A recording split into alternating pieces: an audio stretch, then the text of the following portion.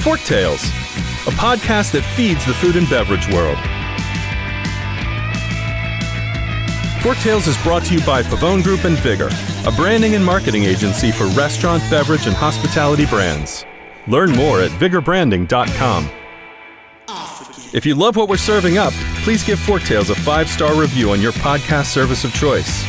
Think of it as a tip for good service.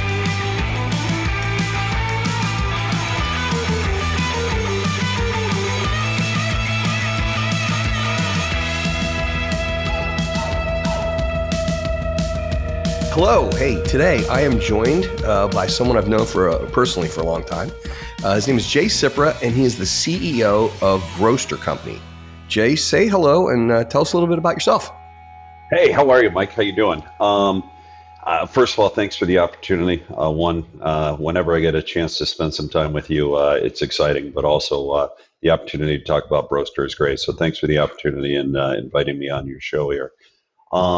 Broaster Company. So I'll tell you a little bit about myself. I've been with Broaster Company for 19 years now. So long time. Could never imagined that I was going to be part of an organization this long, but it's been awesome, and it's been an awesome run, and looking forward to another 20 years or so. So it's the Broaster Company is actually a very interesting company, and something that, you think of a small business within the U.S., you think it's fairly simple, but it's a little bit more complex than a lot of people think, and that's because we do a lot of different things. Broaster Company started back in 1954 when it was first organized, and the way we got our start is there was a gentleman by the name of Louis Phelan, and Louis Phelan was basically an inventor turned businessman, and he worked for companies inventing products such as Monsanto, Goodyear. He worked as part of the Panama Canal Project, et cetera, and some pretty cool things. But back in the 20s, he found himself running the Taylor Company. I think everybody here probably has heard of the Taylor Company, the soft serve ice cream machines that you see at most fast food restaurants, et cetera. But he ran that organization for several years, and actually from there also started something, I want to say it's like Zestomatic or something like that, which is another custard machine, but he started that, and it ended up turning into a franchise drive-in. So anyways, with that, back in 1952, 53, he was in the Midwest, and anybody who knows in the Midwest, especially Wisconsin, Minnesota, Iowa, Indiana, it is supper club country. And wherever you go, not too many people know about supper clubs anymore, but there still are some around, and I tell you, I still frequent with them because they got great food, and talk about comfort food, they got it. And a lot of them there have their fish fries and their fried chicken. And while at one of these supper clubs, Louis decided to come up with his own method. And what he did was, we can make a better fried chicken. And he took a pressure cooker and an open fryer. And in 1953, he patented the first commercial pressure fryer into the U.S. So that's kind of where we got our start way back when. I'm going to say shortly thereafter, he developed his own marinades and coatings, so he had a specific taste profile. At the same time, I think people may have heard of Colonel Sanders. He was doing something similar, but Louis developed the marinades and coatings known as Chickite marinade and slow bro coating, which is still used today to make genuine Broaster chicken. So cool. That's kind of where we got our start, and we've been running our business through a couple different ownerships. I'll just state on that real quick. Elko Standard Company owned us and some other food service equipment companies. And then this ownership group, we've had it since 1991. Wow. Very cool. So, I'm going to back up a little bit because it's intriguing to me. First of all, we always talk about restaurants or CPG and a combination thereof. So yours is a piece of equipment, and it actually kind of transcends and kind of slides around into, it's not a franchise, but it kind of becomes a program. And we'll talk about that in a second. I want to go back to supper clubs. So what's the difference between a supper club and a restaurant? Tell me more. I've never been to a supper club. I've heard about them. What is it? Is it actually a club? As crazy as that sounds. No, it is the old school restaurant in the Midwest. And basically it's If you want to go in, if you go in hungry, you're not going to come out hungry. That's for sure. Gotcha. It's just an old school restaurant, white tablecloth restaurant. So back in the day, they were the higher end restaurant, which has since been replaced by a lot of the different, chain steak places, etc. But people would go out there for big celebrations. And when they were going to go out in the town and they wanted to have a good dinner, they went to the supper club.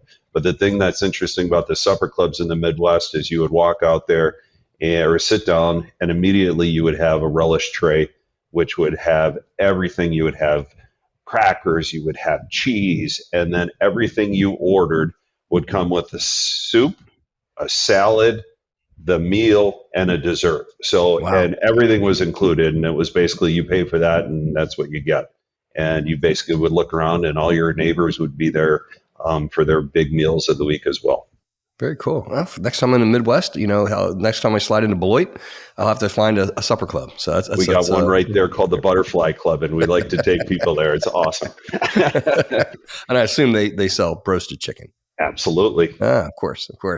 Excellent. Okay. So, the other thing that's really intriguing to me is, and I kid you not, I was a kid, I grew up in Hershey, Pennsylvania, and somehow I knew the Broaster name. I mean, there's baked chicken, there's fried chicken, but somehow I knew broasted. And I mean, how did it permeate? Like, how would I know that? Like, were restaurants serving it? How did that all kind of come to be? Well, it's interesting, and again, it all gets its stem from the Midwest, or I'll say the what do I want to say, upper central part of the U.S. So, if you were to take the Dakotas over to Ohio, go down probably to Kentucky, that is where the Broaster market is. Gotcha. And what's interesting is we've really found is people have moved outside of the Midwest. That's how the name spreads. And while that is our strongest market that we have, what we see are people start to move outside of the U.S., and that's where the brand starts to build and the brand recognition starts to build. We actually, what's interesting is we had a partnership with a larger chain restaurant, and they were selling, and I'll just share it. It was called Bob Evans Roasted Chicken. We did a branding thing, and we were in all their stores. And what was interesting is they did their studies. They found that when they had broasted on the menu compared to just Bob Evans chicken on the menu, there was a lot more market recognition and brand recognition, and people were going into the restaurants more where they called it broasted. So it's got a name. It's good. There's something about that name Broaster that not everybody can really put get a handle of what it means or what it stands for, but they know it, and that's what drives people to try it. Now, are restaurants using that name now to enhance? We see co-promos with, like, say, a Jack Daniel's chicken or things like different things on menus, or ribs or whatever. Are people using broasted as a marker and paying for a trademark there? No, absolutely. They are using it as a marker, and we like to call it as Broaster Chicken is a champion menu item. And what a lot of people will do with that is they'll take a section of their menu and they actually describe the cooking process, et cetera, and what it means. And then they'll have whatever meals that they serve there, but they will use Broaster on their menu. Well, it's like, so I'm from, I live in Chicagoland area. Our company's in Beloit, but, a lot of people have Vienna beef for hot dogs on their signs in Chicago. And for the same thing at these restaurants. And the way we've always sold to restaurants is this is your champion menu item. And it's worked for people. And it's amazing. So I want to talk about sort of that brand, that trademark. It's a piece of equipment. It's a broaster. So we have broasted chicken. I can't really think of, and maybe I can't think of another brand tied to a machine that is part of, like, the trademark. So, for instance, we have kettle cooked chips. Well, it's not a trademarked kettle. It's just they say they're kettle cooked, because obviously in food marketing, when you have a descriptor with it, it just makes it better. Right. Himalayan sea salt or whatever. It always sounds like it's better. So, is there something else out there that has is like a broaster, or that we would know that you hear a name tied to it? It just seems so unique to me.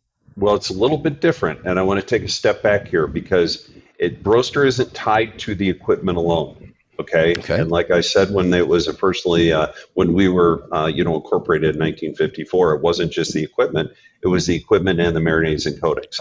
So basically, what it is If you want to call yourselves or say that you're using Broaster chicken or serving Broaster chicken, it has to have this. It starts with the marinades and the coatings actually, uses the fryer, and then you have to use the process that we dictate on that to actually call it genuine Broaster chicken. So it's not just the fryer. You want to call it Broaster chicken, you have to use our marinades, our coatings, our equipment, and cook it to our process. Then you're able to call it genuine Broaster chicken.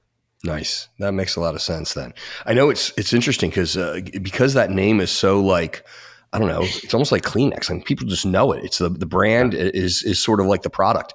There's trademark issues. I mean, people try to use your name, and I know that you have to track that down sometimes. In fact, I remember there was a time I was driving in the backwaters of New Jersey, headed to the beach, and I saw this big sign. It said, the guy said, it said Broasted Chicken. It looked like it was handmade. So I reached out to you, and I know you'd looked into it. So talk about that, the trademark protection process and all that kind of thing. So, it's interesting, and it's actually, there's quite a bit of work there and protecting the trademark. So we do have something that's out there. And like you said earlier, a lot of people know they know the name, but they're not really sure what it is. And one of the things we found is people have tried to say that Broaster chicken is tied to the pressure fryer. As you mentioned earlier, not only the Broaster pressure fryer, but any pressure fryer that's out there. And in actuality, like I said, it's tied to the marinades, it's tied to the coatings, it's tied to the pressure fryer and our equipment.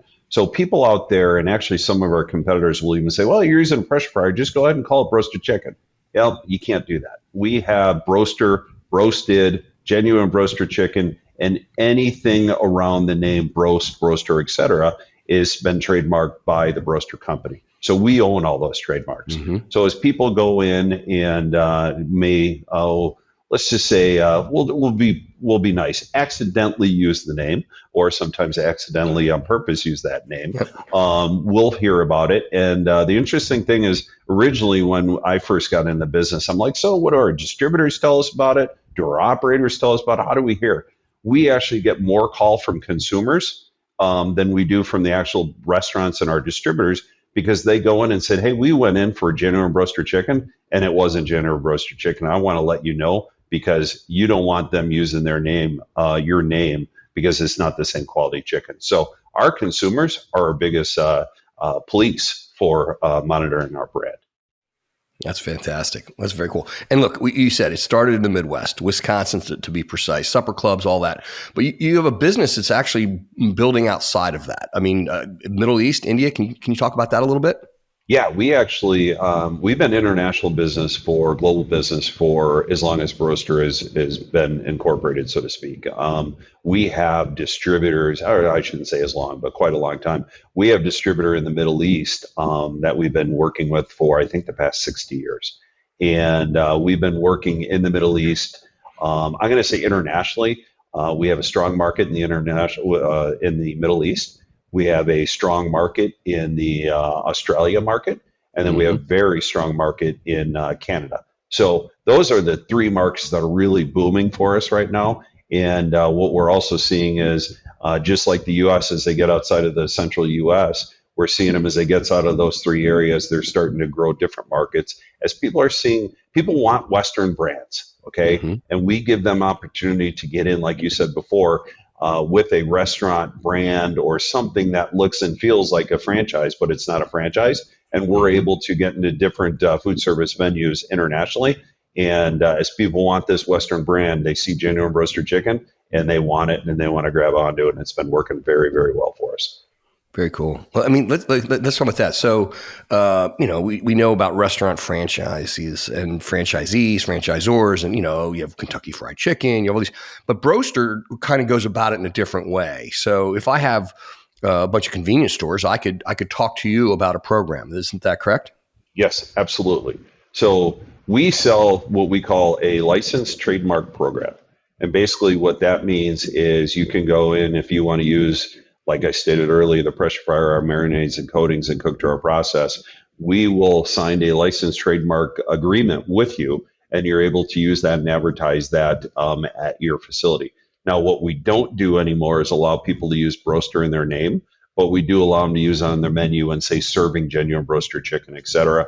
But it couldn't be Michael's Broasted chicken. Right. for example. But so we sell it as a trademark program. We renew that every year with them. And through our distributors, we make sure they're doing it right. And if they're following the program and they're serving quality chicken, then we continue on with that agreement as long as they would like.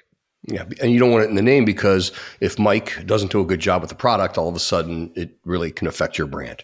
Exactly right. Pulling a product, and we've had the situation where people weren't serving to our quality, or and the other side where they weren't properly using genuine Broaster chicken, where we have talked to them and they pulled it off their website, pulled it off their menu, et cetera, because again, we want our brand represented correctly. Yeah.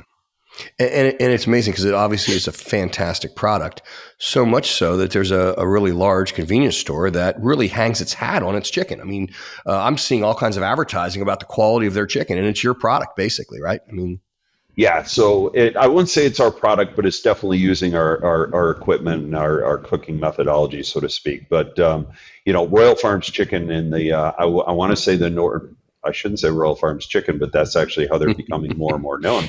But Royal Farms convenience stores, they used to just be in the Northeast, and basically now they're going up and down the eastern coast there.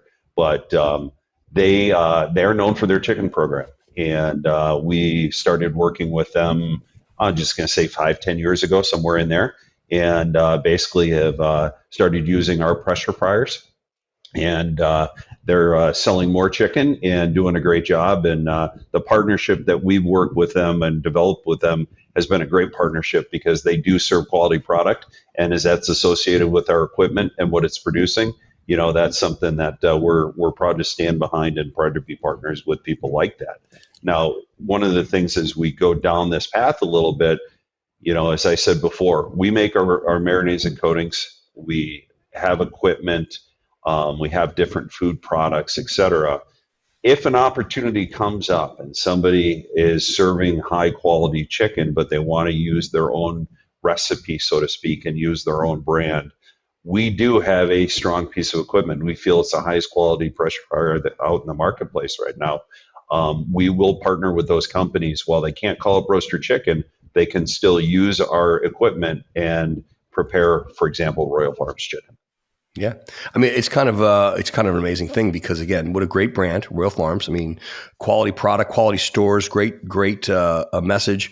And they're really using your product they're known for your product, which is really kind of cool. I just wish you guys could get more halo from the marketing there because, again, they're drawing people in with their chicken.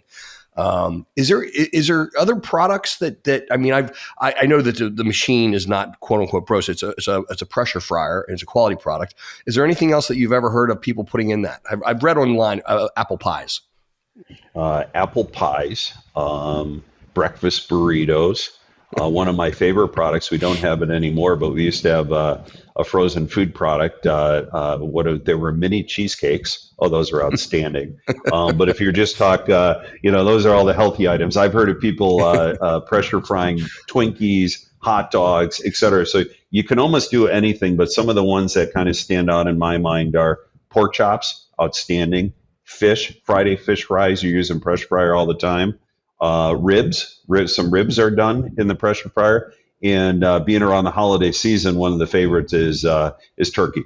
You can't go wrong with roasted turkey. There's definitely a big call out for looking to get the larger pressure fryers that we have and cooking up to 18, 20 pound turkey in there, and it turns out phenomenal. That's awesome. Now, only in the Midwest would you consider Broaster chicken, cheesecake, and apple pie health food, but that's okay. I respect that. That's right. Look at me. I respect that.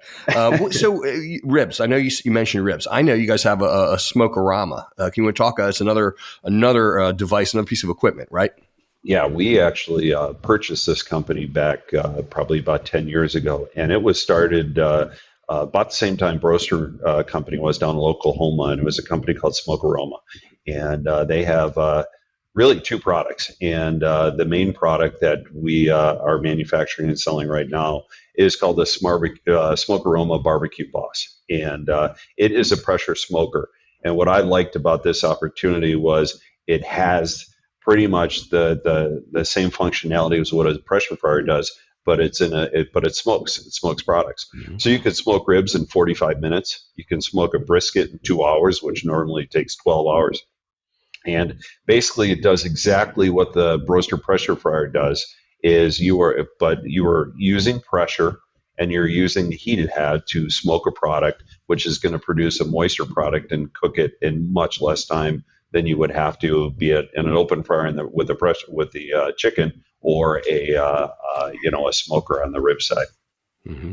Now, will you create another? Again, I love the whole idea of the Broaster. It's like kind of like you can create a franchise without franchise fees, right? Mm-hmm. You give people a reason to come to your store or their restaurant, whatever, and the product's great. Are you going to do the same thing with Smoke Aroma? Is that going to sort of stand on its own, or are you just slide it in, or how's that going to work?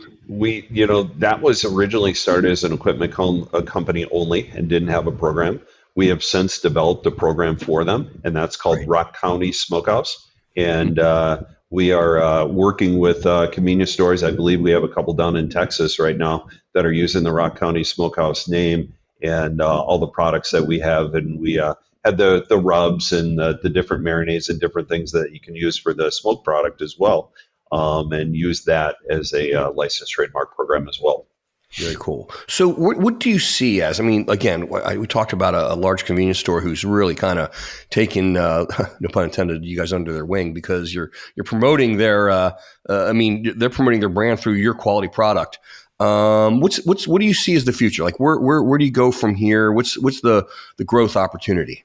Well, I think the growth opportunity for Broaster is really focus on all facets of our business. Again, we got our start as a program, and I still think there's a strong opportunity out there for food programs, not only in restaurants. So when I say program in a restaurant, yes, it is a menu item, but it's kind of, you have everything that you need with the Broaster name and the Broaster products to just drop that into your restaurant, and you're going to have a top quality restaurant or top quality menu item on your menu. But food service has expanded so far that you have convenience stores, you have college and universities, Mm-hmm. you have grocery stores, et cetera, that are looking to put in programs, and they're looking to put in branded programs because it's something about a brand that grabs people's names. So one of the main areas of focus is further developing out our programs to truly fit into C-stores, grocery stores, Mm-hmm.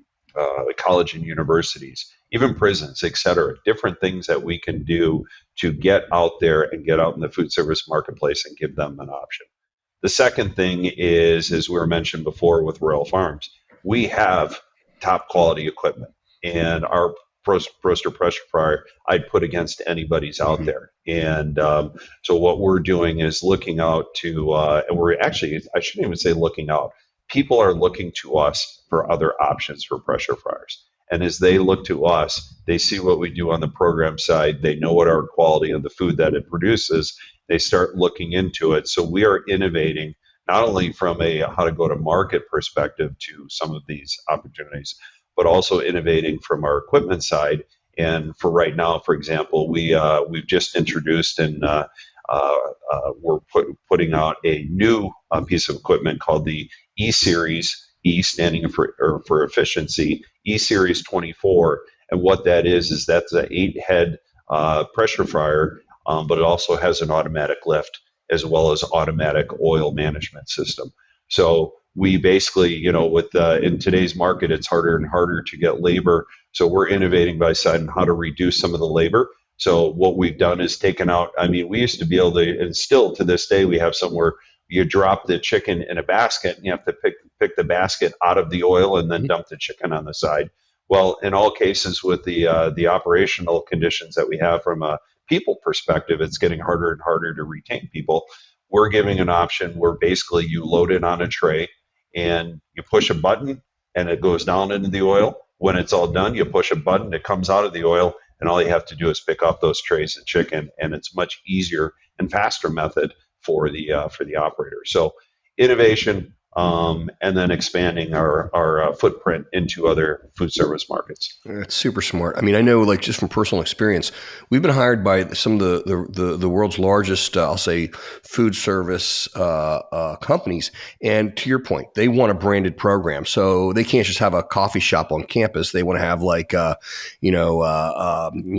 Pete's, whatever, Colombian coffee or whatever. They want to brand it to an experience. And what I always found amazing about your product / brand is it's already turnkey. I mean, there's a piece of equipment, you buy it, you then can make quality product, you have the seasonings, you have the program, and you have a name. And it's like you said, franchise without franchise fees. It's like it's already known and it's already going to be a quality product. And there's something that seems so obvious to me about that I really feel has a tremendous opportunity. So it's very exciting. So on opportunities, I mean, like, we hear about people, you said about some people throw the turkey into the pressure fryer.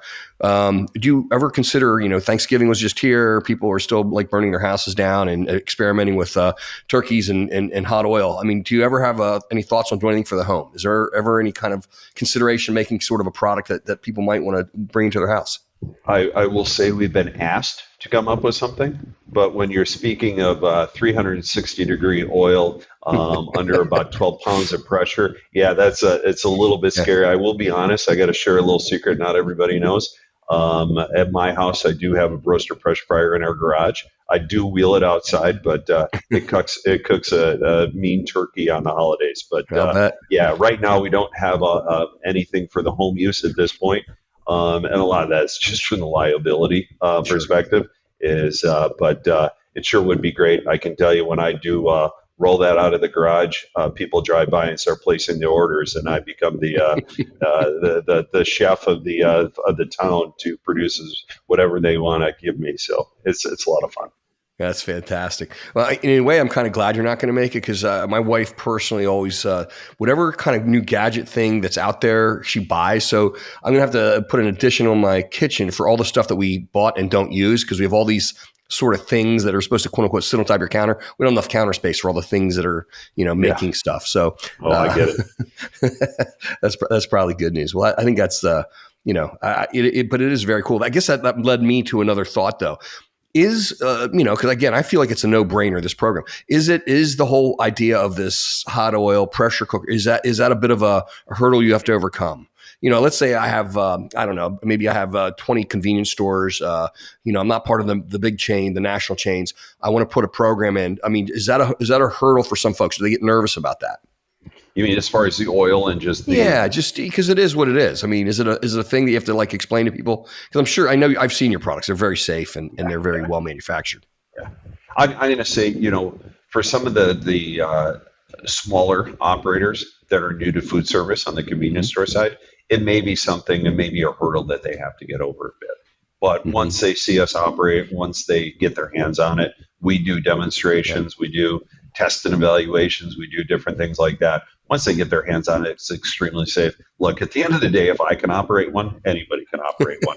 But no, it's something, if they're not in food service, it could be a hurdle. But, we work with them. We have a great team that can really walk them through the process. And we have a great training program, not only on their site, but also in Beloit, Wisconsin, where we invite in operators, we invite in new distributors, and we put them through a extensive training class so they can really learn exactly not only how to produce the best product that possible, but also how to operate as safe as possible. And at the end of the day, there's one thing that we're proud of. We've never had a situation where anything's been at the fault of Broaster, and that's because we build them safe and we build a top quality piece of equipment. Very cool. I mean, is there anything else you'd like to talk? Like, what's your vision for, say, the next 10 years? Or, I mean, what are you thinking? What would you like to see happen? I mean, where's your head at? What are you looking for coming into the new year now? What are you hoping for here?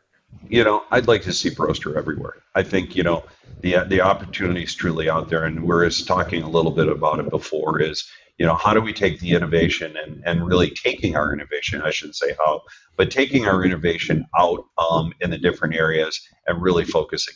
If there is a true equipment opportunity, Let's show them what we've developed. We're proud of what we've done since 1953 or 54, I should say. It's developed in 53. But look, next year, 70 years. 70 years of Broaster is pretty exciting. So as we look into 2024, there's not a whole lot of companies that have been around that long. We want to get Broaster everywhere. We want to continue to expand our footprint into different areas of food service. And we want to take the innovation we have from the food and the equipment side and get it in as many kitchens as possible. And really just show off Broaster. One story I want to share, two stories I want to share is, one of the cool things about Broaster, you mentioned it earlier, not a lot of people know exactly what it is. They've heard about it. We've also had people who basically, as people move, especially now more and more, are starting to move to the southern states because they want to get out of the cold, or let's just say the snowbirds that are going down to Florida. They'll map out their trip and ask where the Broaster operators are. And that's where they can go on our operator locator and find that. But another one is we just had somebody who was doing a special on a PBS station in which they were going through supper clubs of the Midwest.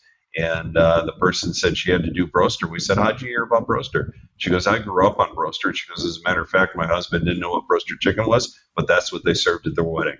So we want to continue to build those stories, and we want to continue to build the traditions with families, centered around the Broaster products. Very cool. All right, so I've got two questions left. Very simple. I'm always fascinated by how often people consume their products.